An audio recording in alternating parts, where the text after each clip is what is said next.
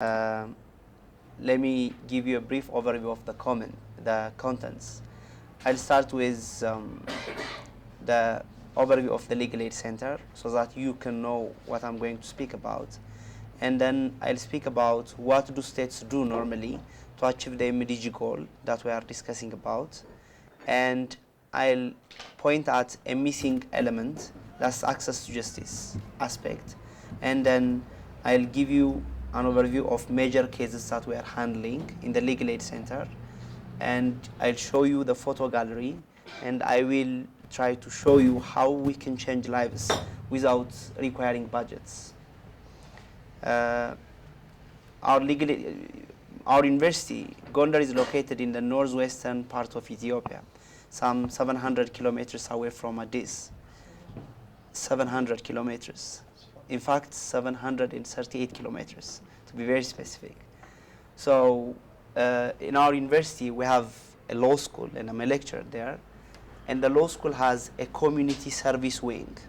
The community service wing is the Legal Aid Center, which provides free legal aid to indigent clients. It was established in December 2009, before the new CSO legislation was put in place in Ethiopia. But when the new CSO legislation came into action, a number of universities in Ethiopia were forced to close down their free legal aid service programs, but ours was sustained. And it rendered the first professional service for a woman named Lemlem Berhe, and the case was a maintenance issue. And now it has 13 branch offices within 100-kilometer radius from the town of Gondar, and in 7 districts. And by now it has 20 staff, 24 part-time service-giving instructors, and more than 70 student volunteers. And the major objective of the center is accessing justice to the needy and ensuring that rights are being protected. I know that we are living in a country where human rights is not being respected, so we have to work hard. And the other aim that we have is ensuring clinical legal education. And in fact, it's the second objective that we are using as a justification to convince the university management so that they can give us funds, the lead funds that we are using for accessing justice to the needy. If we say that we are going to do it just for promoting the right to access to justice, nobody would give us an ear. But when we say that this is a clinical program, so we have to train our students accordingly, so everyone somehow at least will not give us no for an answer. Let me give you what my target beneficiaries: indigents who are unable to access paid legal counsel, and our special emphasis is to the vulnerables included here: women, children, the elderly, persons living with disability, persons living with HIV and AIDS, and prisoners. The major service we give: we provide basic courtroom information, we mediate and settle cases in and out of court arrangement, we prepare various pleadings, we represent clients in courtrooms through our licensed professionals, including myself. Miscellaneous services, including serving summons. Sometimes for someone who is having a legal case, even serving a summon is not an easy affair. And we use the media to educate the public as well. When I say the media, I'm talking about a local FM radio that our university owns. Our motto is, we are the voice of the voiceless. The other one is the Amharic script. And what do states do to achieve the MDG goal? This is normally what states often do.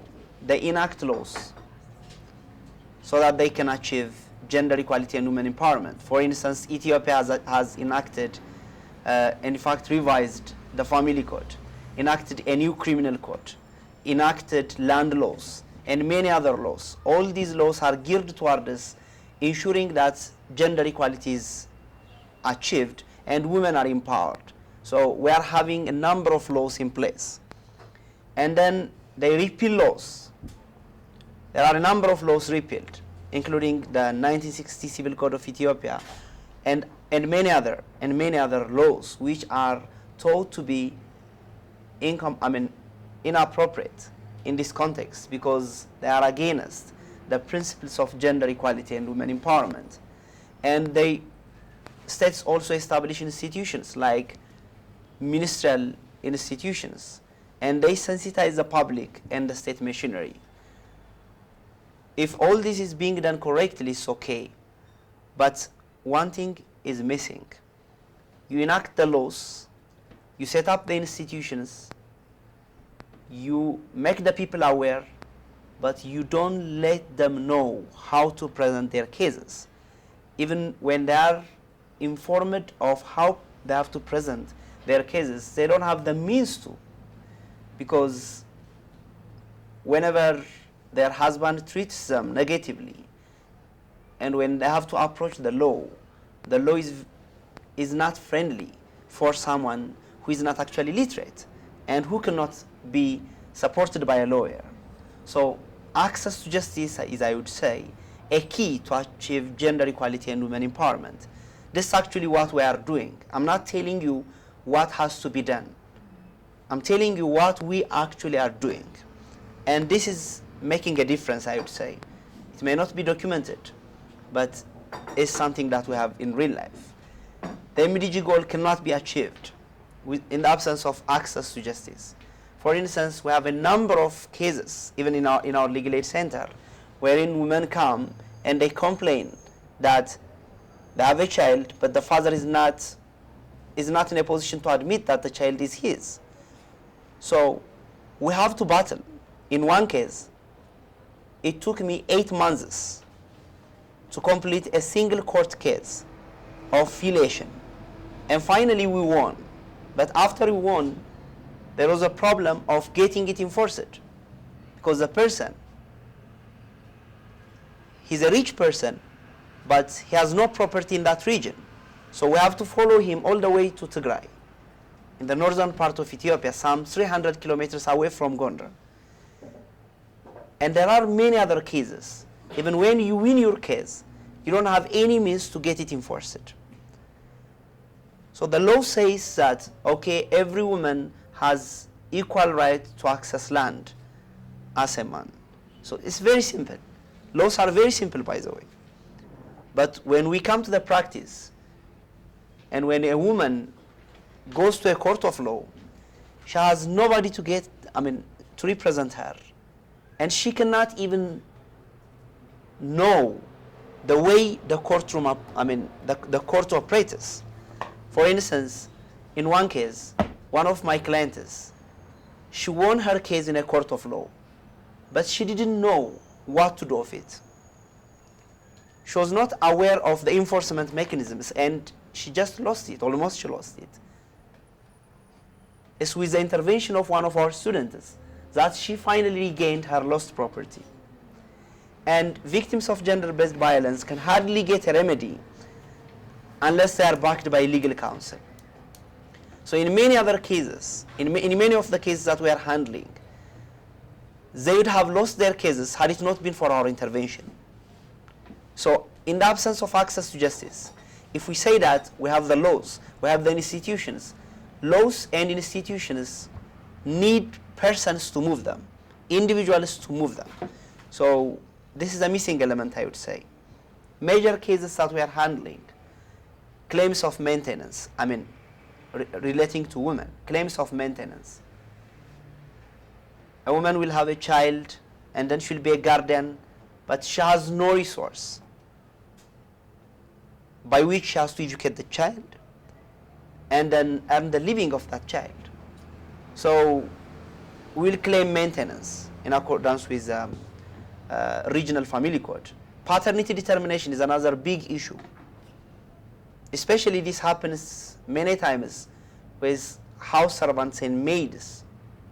They face it almost, it's just like an everyday life for them. In many of the cases that we have entertained, house servants, the fathers do not admit that they are actually the fathers of the child. So you have to battle all the way in judicial declaration of paternity. And the other is labor cases. It's very easy to fire a woman employee here, but it's not a problem of the law. The law does not say so. In fact, it says women shall be protected. But in real life, they are not protected. But when they are not protected, there has to be someone who has to speak on their behalf. In the absence of that, we can say that, okay, we have the laws, we have the institutions, and it's up to you to sort it out by yourself. And rural land disputes, I can speak about them, because we have, I would say 80% of the cases in rural Ethiopia is about rural land disputes. And in most of the cases, it's women who are victimized. So what has to be done? See, we are doing what we have to, and as part of a university, but the government has to institutionalize free legal aid services. What we are doing, I can say, is a private initiative. For instance, I'm not representing clients because I'm empowered to. I'm paying my own bills. I'll pay for the license. That license is a private license, but with that license, I represent my clients. I'm not even given an official recognition. I'm not begging you so that you can lobby the Ethiopian government to help me. But you see, it's not something which is institutionalized. It's not institutionalized. There has to be state-sponsored legal aid services. They say that there is one, but that's only for serious crimes. Unless you commit serious crime, you cannot be represented. And gender equality and women empowerment is not about serious crimes. It's about civil life, rather. So foreign aid agencies have to be able to support initiatives related to free legal aid services. Actually, I hate foreign aids. Seriously. I hate foreign aids, and I don't like them. But sometimes you have to accept even something which you don't like, if it can really make a difference. You see, when I say foreign aids, I'm not talking about millions of dollars. I'll show you the amount of money that we have used so far. But I'm making this point because, as Professor Konstantinos mentioned earlier, Ethiopia enacted a law back in 2009, a SESO legislation, which crippled almost all the NGOs regarding right advocacy. This is not a trend only in Ethiopia. I think most of you are aware that it's a trend almost everywhere in Africa as a sign of standing against the West. Yes, if the West are not doing good, we have to stand against them. But it's not a question of we are blacks and we have to stand against the whites. It's not that kind of stereotype. It shouldn't be. So foreign aid agencies, insofar as they are working well, they have to be given the space to support legal aid services. That's my focus. And the other is law schools and professional associations have to strengthen free legal aid services. There is a lot that we can talk about, but I can send you the data. Her name is Mahoi Ababu, and she lost her land. And here is a student named Sisai. She's helping her. So how can you expect this person to pay for legal counsel and then fight for her land? Everybody got compensation for expropriated land, but this mother, she has no one to stand on her side. So we took her case, but unfortunately we are not successful because it was barred by period of limitation. You see, she should have brought the case 10 years earlier, but she didn't know that, and she lost the case. So it's a lost case. And here is a case in one of the branch offices, one of our students, his name is Laun, helping a client, and her case is a rural land dispute. There was a land that she has been using. She inherited it from her parents, but the local government administrator, he took it from her and gave it to someone else. And finally, she was having a court case and she wins it. And here is another client. Her name is Fanta Balai. She's an HIV victim. And when she was, when she was caught by HIV/AIDS, she was seriously ill, and she couldn't find a living. And what she has to do was, she mortgaged her house for just 3,000 Ethiopian birr, and she lost it. This happened before 17 years, and she brought her case to our office 4 years before today, and her case was luckily decided before a month. But her case was first decided by the first instance court, which decided against her. We appealed to the High Court. It reversed the decision. We appealed to and they appealed. The other party appealed to the regional Supreme Court, and they won it. And we had to file a case to the cassation. And finally, we won it back to her. So her house, which has been evicted from for about 17 years, she's going to get it back. So if she's not getting assistance, she can't do it by herself. And there is a victim of torture, actually, in one of the prison centers, but he's not a woman, as you all know. So changing lives without a budget. We don't need to spend millions to provide legal aid services. So far, we have served more than 8,000 indigents. And the whole spending in the last 3 years is less than 35,000 USD. Can you imagine this? This is the opportunity in Africa. You can make a lot by spending less. So it's not about spending a lot. But if you ask me how much money in Africa, in Ethiopia, even in Gondar, is spent for workshops talking about gender empowerment and women empowerment and gender equality, I can tell you that millions are being spent. Being spent for hotel bills, being spent for yes, consultant studies which have never been realistic. So I'm telling you that we can really make a difference, and we really are. But in order to do that, there are just some improvements that we have to make. And the most important thing is just recognizing the problem. Access to justice is a very serious missing gap within the component that we have been discussing about. Thank you very much. Mr. Hiruri, again, Freywat. You've shown us how organizations or how institutions can walk the talk, not talk the talk. So I really appreciate your institution, and I would like to forward 1 or 2 questions to you. Are there other universities or other institutions in other regions endorsing your practice, your experience? Because it's very new to me to see practical practices that has done through a little budget, as you showed us. And the next one is, how is the regional government involving in your project or in what you are doing? Thank you very much. Thank you for the great job you are doing.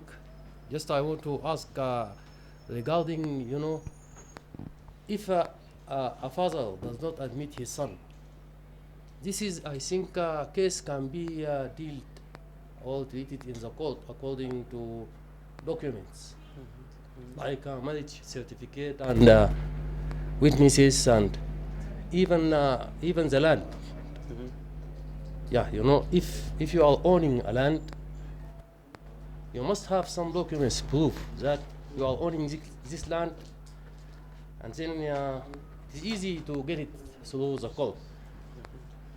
I don't know the system in your area, but I just want to ask about this point. Okay. Thank you. Your university base, I don't know what, I hope the degrees they award here are the same thing like they award in other parts of, yes. In the education sector, there is this discrimination against women in the certification of women. When we finish a university degree, we get a bachelor's degree. A bachelor is a masculine description.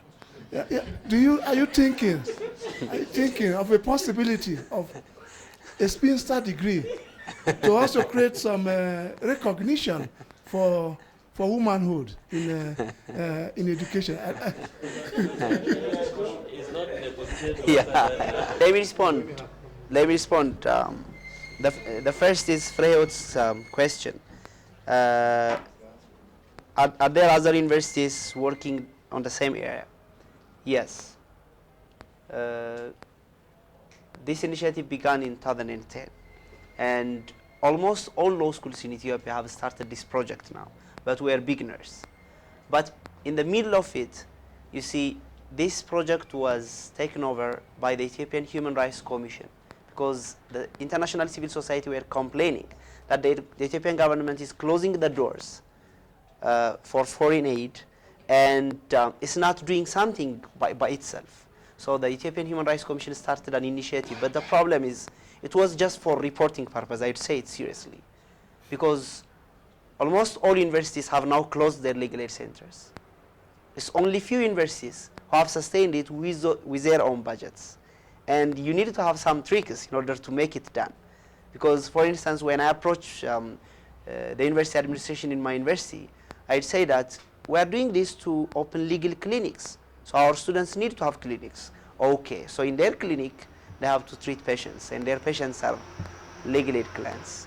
So you have to be technical. Otherwise, if you face them right in the face, they're not allow you budgets. And how is the regional government involved? It depends. It's involved in creating problems in some cases. Yeah. It's involved in solving problems in other cases.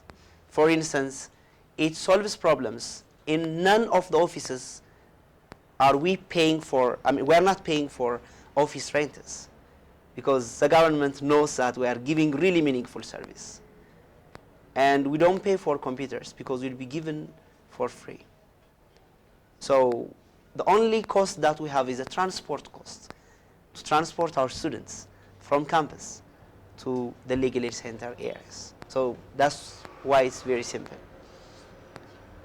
And the other case is, in our case, you see, if it's a married person and if the wife gives birth, there is no problem. See, you can simply prove it. But the problem is, what if it's in a broken family? What if someone gives birth without being in a relationship? He's not criminally convicted, but there was an affair which has resulted in a child. So in that case, you can't simply prove it. Regarding the land issue, not everybody has a title deed to the land he has. Even in a land that, for instance, the person I've been mentioning earlier, she has been living there for 50 years. All the years that she has been living in that land, but she's having difficulty because, you see, the big brother comes and tells you that this is no more yours. So you just have no control over that. And the other is, to what extent do you use ADR, alternative dispute resolution?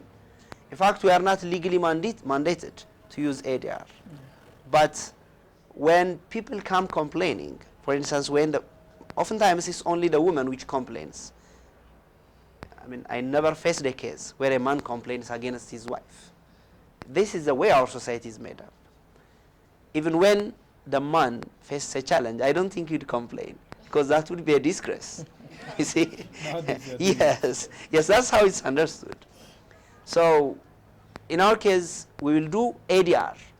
For instance, when a woman comes looking for divorce, you see, asking for divorce or petitioning for divorce is the simplest thing that we can do, but it's not a solution. We'll try to mediate that. That's a sustainable solution. You see, simply if you simply write her a petition that she has to be divorced, okay, you are divorcing her as well from her life. See, for many women, they are wives by profession. So you see, that's their profession. You can't just get them divorced from that. So especially in the African continent where the women are not, they can't make money. In that case, divorce is not simple. So we'll try to mediate. In fact, we will try to mediate, suggesting that if you are not willing, we are going to bring a legal action and we are going to face such and such. So in order not to be subjected to that, some, it's not many, some would be willing. Thank you so much. My name is Kilimo from Kenya. I want to start by commenting your university for such a wonderful work. I think it's one of the success stories I'm hearing in providing legal aid to women at a tune of $4 if the 8,000 cases you've talked about.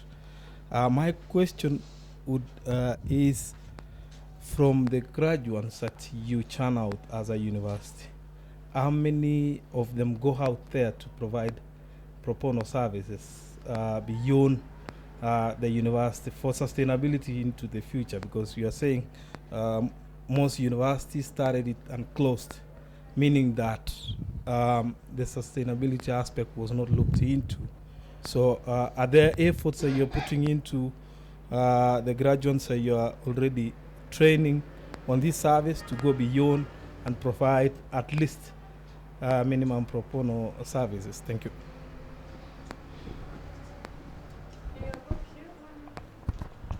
Don't forget to introduce yourself and say where you're from. My name is Yaqub Ali from Sudan. I've got two questions. First of all, are the advice provided by your student to the women part of the university curricula, as to say your department curriculum? Are they going to get mark for this advice? And all your students are involved, or just some of them? And also, are your students capable of providing the required advice? If they are not capable, so it might mislead the women. A third question is, are your students allowed to present or to stand as a representative for the women in the court? Thank you.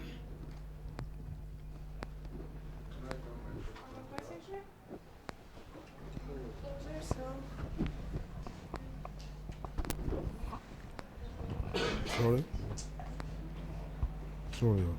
Nsirimo is my name. My question is, in terms of funding, is it the university that funds the project, or individual members or individual students that are involved that fund the project? And the second question is, does the victim pay any token to obtain the service of your group? And the third question is this: have you in your members in any time received any threat from individual or government, maybe when you win them in the court? And how do you manage the security of your members? Thank you. Okay, any other comments before we conclude? No? No? Okay. So maybe Okay, you want yeah. to say some concluding? Okay. The first is regarding the future of our students, whether they are going to give pro bono service even after graduation. If you ask the Ethiopian Ministry of Justice, they'll tell you that there is a well-established pro bono service in Ethiopia where lawyers give free services. Yes, that's put in place in the laws. Even I myself am a lawyer, but there is no mechanism wherein the Ministry of Justice can check whether I am discharging that obligation of mine. So once the students are out of campus, I don't think there is a legal way of controlling them. And the other is the advice part of the curriculum? It depends.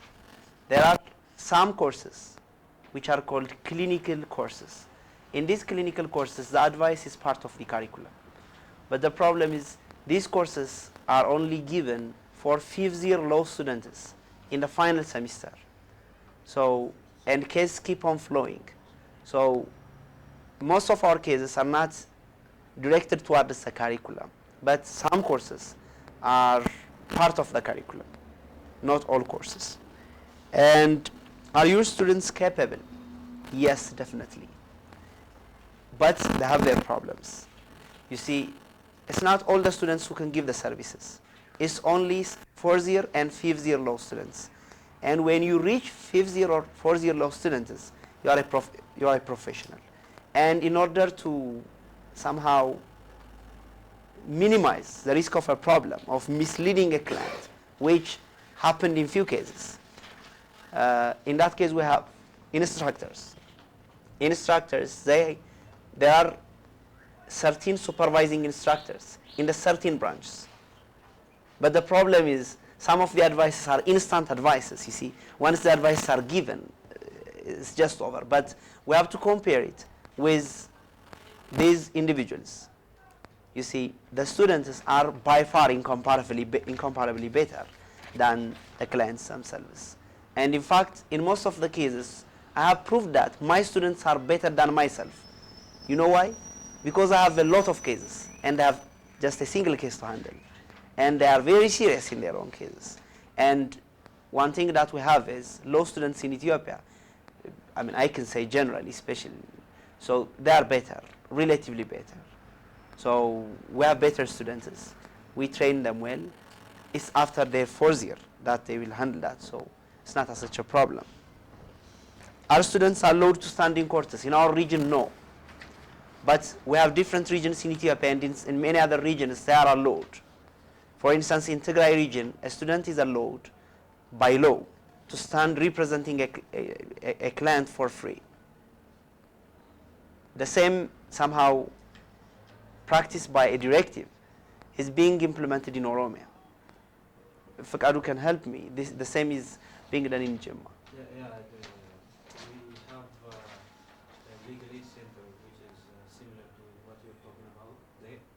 And actually there is a kind of support from the government, and actually, especially from the judiciary, they have good support. And the court decided that facilitating is for them to have some kind of activities during the service of justice. And so they have a very good communication with the government's court, I mean with the court, and the prison administration, and I think with the Human Rights Commission as well. Yeah.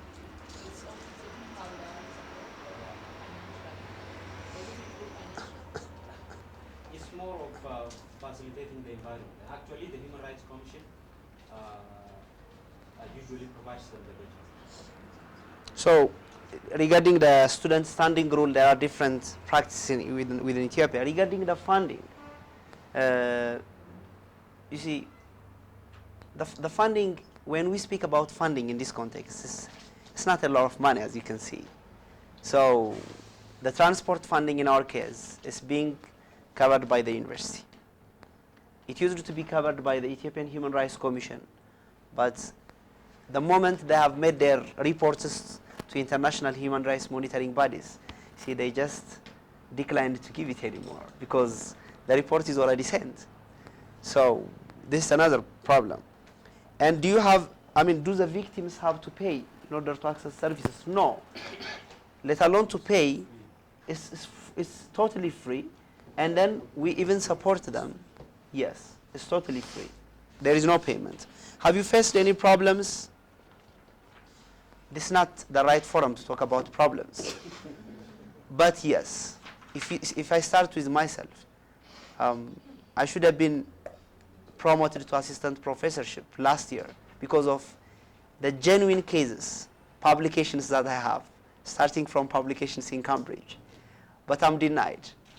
There is no other reason. It's not for the legal aid, but someone who works in the legal aid, it means that you are standing against the system in many cases. For instance, I was given a final warning. By the way, now I have withdrawn from the legal aid. The main reason for my withdrawal, you can imagine. So it's a very challenging place to be at. For instance, I'm given series of warnings from the university administration for posting in Facebook.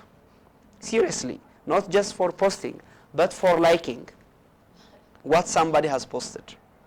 I'm not talking about something which happened before, but I'm talking about something. Anyways, you'll face other things as well. And even in my journey today, I was facing something. But it's not, see, if you simply complain, there is nothing that you can do. I stayed as a head for 3.5 years. And when I knew that the Legal Aid Center is no more a project, but a program within the university structure, I just left, because there is nothing more that I can do. Thank you.